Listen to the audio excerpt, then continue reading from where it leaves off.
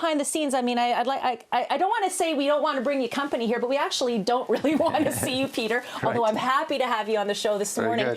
We're inside the SAR station right now. First of all, how long have you been with North Shore Rescue? Oh, I've been about 26 years. Wow. On the team, yeah. That is incredible. So we're going to talk about those opportunities for people coming up in a little bit, but tell us a little bit about how it works. When someone is in need of a rescue, what happens? Okay, so typically the police give us a call because it's the 911 call goes to the police, and the police call the search managers. The managers decide that we've got to call a team out. We get the team out. Somebody gets up here right away. We turn on the radios. We get the forms filled in to check everybody who's coming in.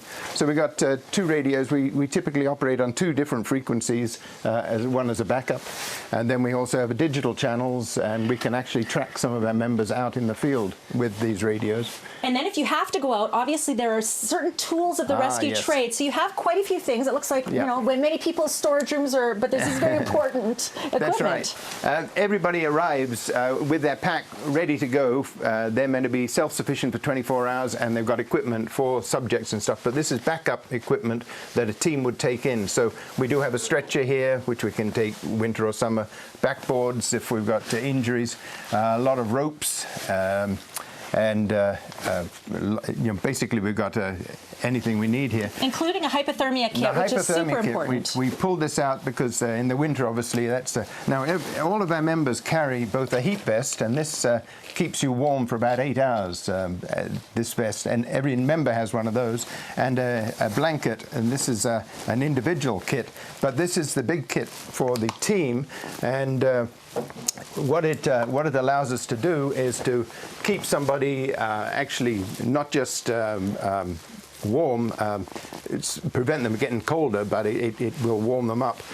We've got there's a heat pack in here, and we actually burn charcoal in here, and this fits right inside the bedding, and blows air into the inside of the bag, so it does help them warm up and stuff. Well, I'm telling you, it's such the job. In 27 years for you here with North Shore Search and Rescue. We're going to talk about what it takes to be a volunteer coming up a little bit later. Incidentally, by the way, all that stuff fits in something like this. So someone, Russ, is going to have to pack this back up. Coming up next, we're going to tell you what you need to bring with you if you are heading out into the backcountry, because you are supposed to be self-sufficient. These guys, nice guys, but you don't really want to see them. Can I just say that storage area is an inspiration. It looks like everything has a place there, and everything's in its place as well. I could probably take some cues from that myself. Thanks so much, Dawn. We have a cloudy, foggy start for the day so far. Often heard of the North Shore Rescue heroes who head to the backcountry and help people who go out there ill-prepared. Well, Dawn joins us now in the Live Eye with how to prepare properly. Right, Dawn? Exactly. So we're going to talk about some of the items that you need to ensure, or at least give you the best success for survival. And hopefully you don't need to see these guys, but you know, we're glad to spend the morning with some great members of the North Shore Rescue team. Guy, first of all, what is the biggest mistake people make when they're heading out to the backcountry? Yeah, absolutely, Dawn. The first mistake that people sometimes make is to not tell somebody else where you're going. That's the most important thing, because if an emergency happens in the backcountry and we need to get called, we need to have a good idea about where you are or where we should start searching.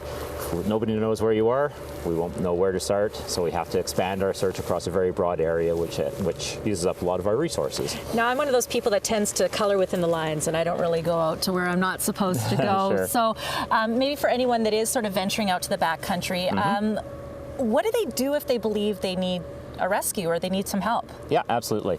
The most important thing to do is to carry a cell phone or some other type of communications device and call 911. If you happen to be outside of the range of cell phone coverage, make sure that somebody in your party can leave you or leave you with somebody else and go back to where you can get cell phone coverage so that you can call 911. That'll contact the police, and the police will contact us, and then we'll come out and we'll take care of the situation. Which I guess speaks to the point that if you are going out alone, to let someone know where you are, because obviously if you have no one that could go out and you're hurt or something like that, you can see the problems that happen and why you guys are so necessary. But we really want to set people up for success with respect to survival. So what are some of the must-haves? We know the cell phone is there. That's important. And a battery, a charged battery, and all that absolutely. kind of stuff. You know, a really good rule of thumb, Dawn, is when you're going out to make sure that you've got enough equipment so that you can survive at least for a few hours, preferably overnight. So you really want to temper what you have based on the time of the year. So I'll just quickly go through some of the equipment here that we think is essential. First of all, a headlamp. If it gets dark, a headlamp is useful so you can actually see where you're going. Communications device, we've talked about the cell phone. First aid kit, which would be pretty straightforward, easily understandable.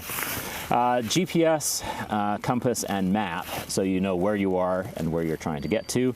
Some extra food and water, of course, to keep you going on those long hikes. A knife, matches, and quite importantly, a whistle or some other signaling device. When we're coming to look for somebody, it makes our job a lot easier if we can hear you so that we can, get close to you and rescue you. Very important to have extra set of clothes, as I mentioned before about the importance of being able to stay warm for a few hours. So I have a toque there, we've got extra gloves, extra jacket, and then in addition to the other equipment. A couple other things. The tarp here to build a shelter. And if you're venturing into avalanche terrain in the winter, it's absolutely essential that you have avalanche skills and also carry the 3 important essential elements for avalanche rescue. And that's a probe, an avalanche transceiver, and a shovel, and ensuring that all members of your party have that equipment and know how to use it. Such great information. For more details too on volunteer opportunities with North Shore Rescue, you can check out their website. We're going to take a bit of a break. Out here it is beautiful on Mount Seymour, but there's quite a bit of fog out there. Russ Lacate has details in your forecast up next on Beat. We think it's tough out on the mountain. I just slipped on the parking lot just a little bit. Bruce again, and of course the North Shore Rescue team here on Mount Seymour, just a portion of the team. What does it take to get the team ready? You get the call. How does the process work for you? So as a team leader, I've just got my marching orders from the search manager, and we've got a muster station here just at the back of the vehicles. So we usually in the wintertime have a 4-person team, and we'll give them a quick briefing and we'll do our safety checks, make sure we've got all the gear that we need. So we've done an assessment of the conditions, not a high avalanche situation, but we're going to get Jay to do a quick beacon check on each of us to make sure that the signals are all being sent out properly. And Jay, if you want to go ahead and do that while we're getting ready here. At the same time, I'll give a briefing to the rest of the crew, give them an indication that we've got last known point for 2 subjects was on the top of First Pump Peak here at Mount Seymour. We know that it's been crisp and cold after being moist yesterday, so guys, we need to make sure we've got our ice axes, we got our crampons. We won't need snowshoes today because we've got a firm crust that we can walk on today. Guy, you've got a rope? I do. Peter, you've got a rope as well? Yeah, I got a rope. Right on, okay. Jay, you're going to be main medical guy today. You got the medical kit over here.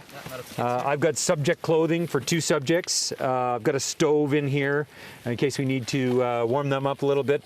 I've also got a couple of small hypothermia kits. You've got your blizzard blankets. Yep. I want to make sure we all have our helmets and harnesses with us as well. We can put those on later when we get closer to the steep terrain. And have we got any questions? Everybody's clear on what we need to do? Okay, we're going to gear up and we'll be ready to go in about 5 minutes time. So just make sure everything's packed up there. And so in addition into our packs, we've also got our own personal gear. We have to be able to be out there for up to 24 hours. So we've got food, water, we've got a change of clothes for ourselves. Everything that you need so that you can do the important work that you do. That was incredible. And that's exactly, Jody and Riaz, the process that they go through when they have to make their way out for a rescue. Coming up just before 9, we're going to talk about Jay, his personal struggle that he's going through right now with a recent diagnosis of cancer, and how the family of volunteers has helped him and how you could be a part of that family. What an incredible live-by this morning. Truly. Looking for.